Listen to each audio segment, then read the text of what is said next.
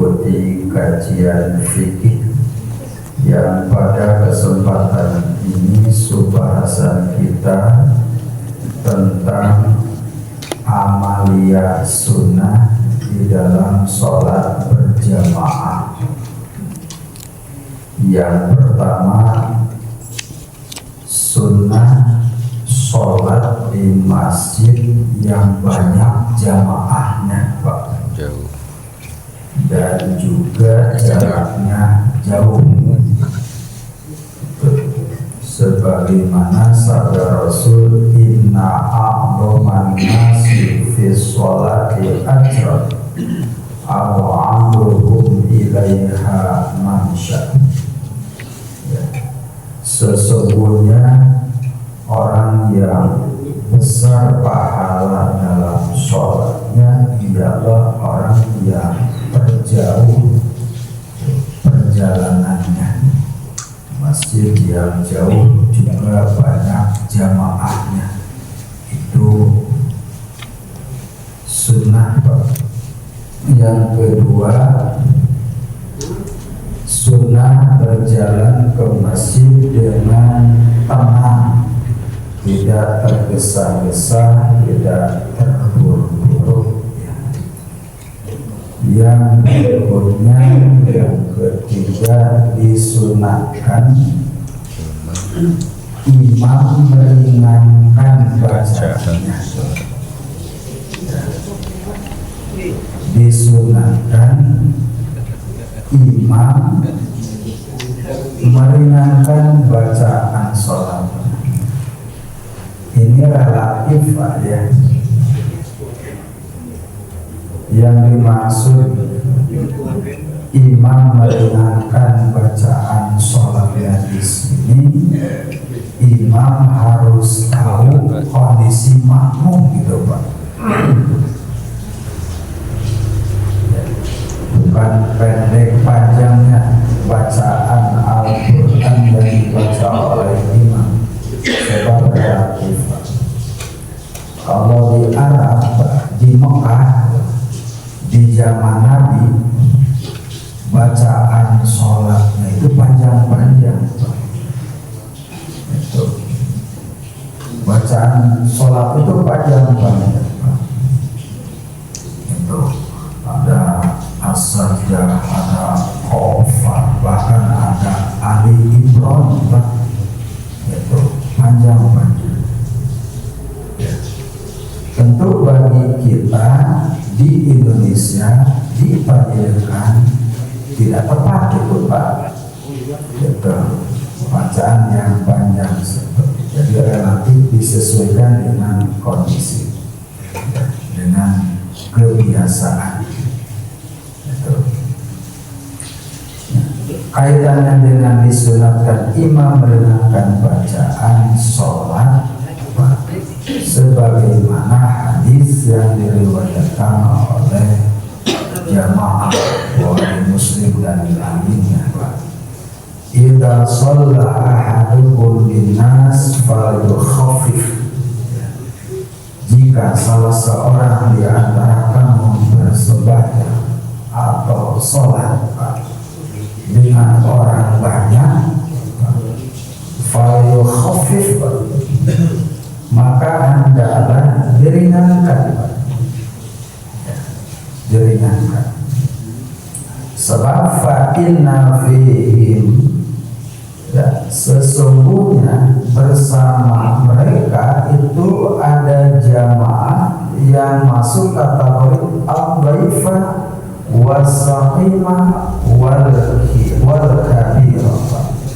Ada yang lemah, ada yang sakit, ada masuk kategori lansia, lanjut usia, gitu. Tetapi fa'idha sholali nafsihi fal-tawil masya'a. Apabila sholat sendirian, maka fal-tawil panjangkan sekehendak.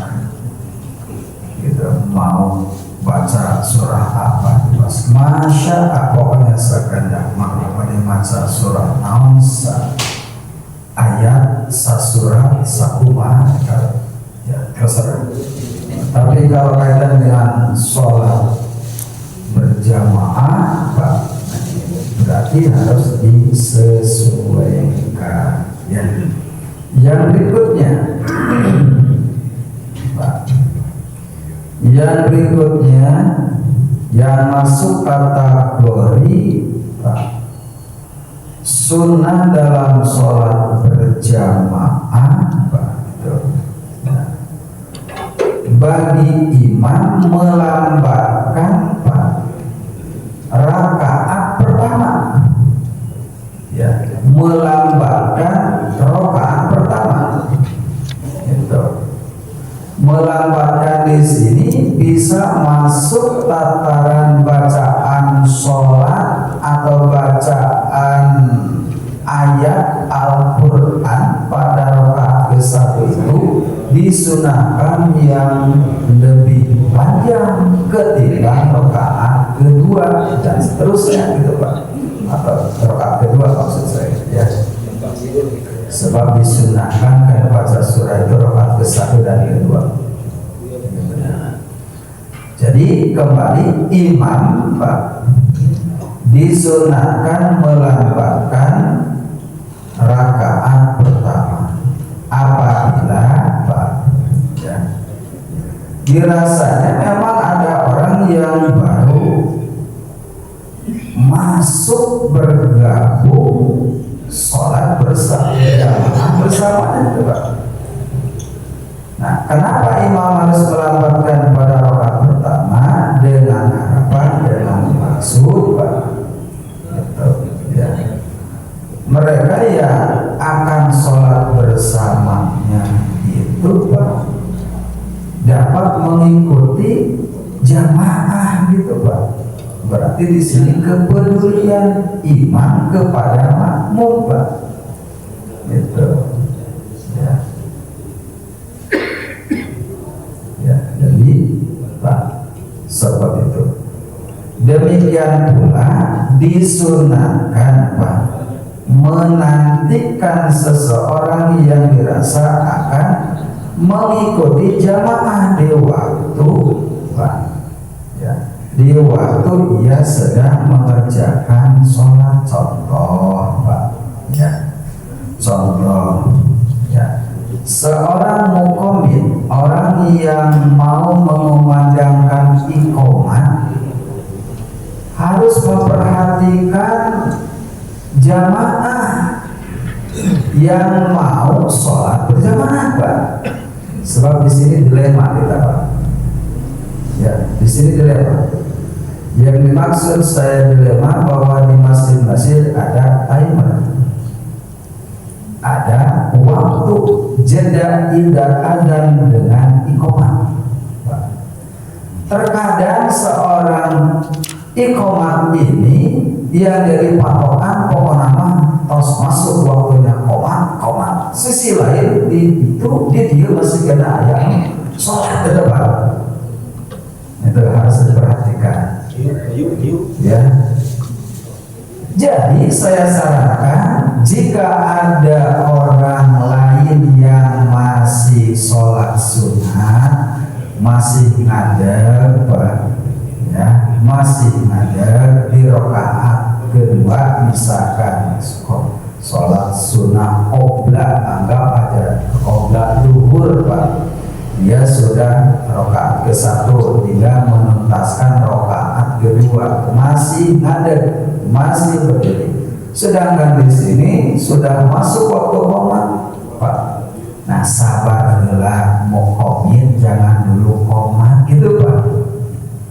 Tunggu dulu ya, jamaah yang hendak sholat menuntaskan sholat sunnahnya gitu Pak. Ini ya, jangan berpatokan ke sini sebelum rapi, sebelum siap jamaah sholat berjamaah. Tetapi juga mereka yang hendak sholat berjamaah jangan egois, tinggal beberapa detik lagi Allahu Akbar sholat sunnah. Itu Pak, so ayah kan gitu, ayah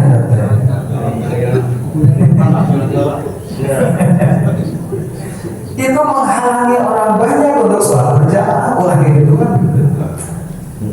Ya, jangan begitu. Ya. Nah, timbul pertanyaan bagaimana kalau dia tidak tahu kalau di sini ada jeda, ya, jeda mau habis waktu sholat sunatnya mau tinggal beberapa menit lagi atau detik lagi mau qomat, ya. Ya. Nah, ketika Allahu Akbar, ketika itu dia udah benar, Pak. Sementara muqamin sudah siap Allahu Akbar, nggak usah dilanjutkan. Walaupun sudah Allahu Akbar, nggak usah dilanjutkan. Ya.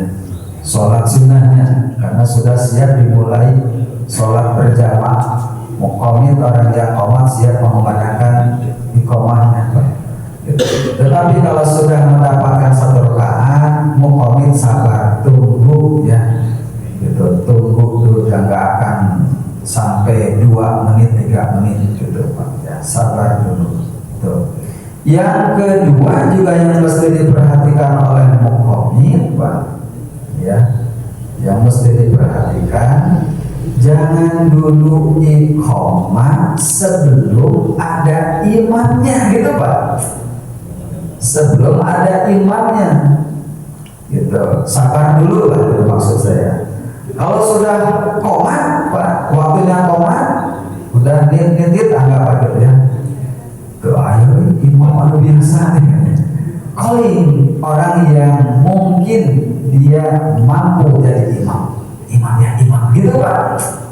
Atau sebelum masuk waktu qomat ada beberapa detik yang biasa jadi imam belum ada qomat, imamnya. Artinya sudah dipersiapkan, sudah dikawal. Khawatir nanti, Pak, qomat sudah dikumandangkan, imam belum siap, akhirnya sering suntuk, gitu, Pak. Enteng, apa kamu? Jadi, Pak, diskusi itu adalah pada qomat sudah dikumandangkan, itu, Pak, ya, kaitan dengan ini. Jadi kembali, ya, bahwasanya seorang imam, ya, siapapun, sebab setiap kita adalah imam, pemimpin. Imam itu pemimpin. Kullukum ra'in, ya, setiap kalian, kata Rasul, adalah ra'in, pemimpin, imam, ya. Ya, karena itu, ya, penjelasan ini bukan hanya untuk orang yang biasa jadi imam di masjid saja, untuk kita semua yang belum pernah sama sekali, kan, karena taklim seperti ini jadi tahu, Pak, gitu. Belum pernah ke mimbar jadi imam dulu, Pak, walaupun sholat zuhur, sholat asar dan bacaannya disirkan, itu misalkan.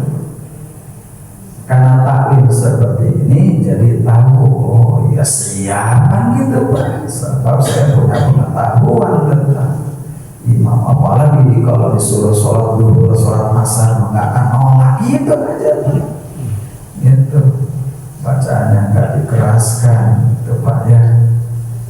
Nah, jadi, ya, saya ulangi, ya, bahwasanya seorang imam, Pak, ya, harus memperhatikan makmum di belakang, Pak. Jika dikira ada orang yang mau ikut sholat berjamaah masih wudu misalkan, Pak, nah, berarti dipanjangkan bacaan Qur'annya. Ketika seorang imam sedang baca Al-Fatihah, kuping, Pak, gitu, terdengar di tempat wudu itu ada yang wudu, kayaknya ini orang yang mau bersolat dengan panjangan yang biasa panjangan, misalkan surat yang agak panjang itu, Pak, maksudnya nunggu supaya dia bisa ikut sholat. Sok ada, Pak, masjidnya mensalpur ke kamar mandi lain wudu pipis, gitu. Jadi di Jadi pokoknya kita harus nonton aja lah. Kalau misalkan ya lagi imam ada yang wudhu, kemungkinan dia mau wudhu sholat berjamaah, atau lagi wudhu sholat untuk sholat berjamaah, gitu Pak ya. Itu. Nah, berdasarkan hadis Rasulullah SAW mengenai penjelasan tadi, Pak, ini diriwayatkan Pak dari Abu Sa'id, Pak, dari Abu Sa'id. Ada hadis begini. Laqad kanati sholatu tuqam. Laqad kanati sholatu tuqam. Bahwa pada suatu ketika, ya, kata Abu Sa'id, ya, telah dikumandangkan qomat, Pak, ya, untuk sholat, Pak. Qomat untuk sholat sudah dikumandangkan, itu kata Abu Sa'id. Fayadhabu dahibu, ya. Fayadhabu, maka pergilah adaibul seorang, Pak, gitu, ilal baqi, menuju baqi, Pak. Jadi ada seseorang, Pak, pergi menuju baqi, Pak, ya, sekitar Masjid Nabawi lah, Pak, ya. Tujuannya apa? Fayaqdi hajatahu, untuk buang hajat, buang air besar, Pak, gitu. Qomat sudah dikumandangkan, ada seorang pergi ke baqi, tujuannya buang hajat, pamitan KWC, gitu Pak, gitu. Sumaya tawadu, lalu Pak, iya berwudu, gitu. Sumaya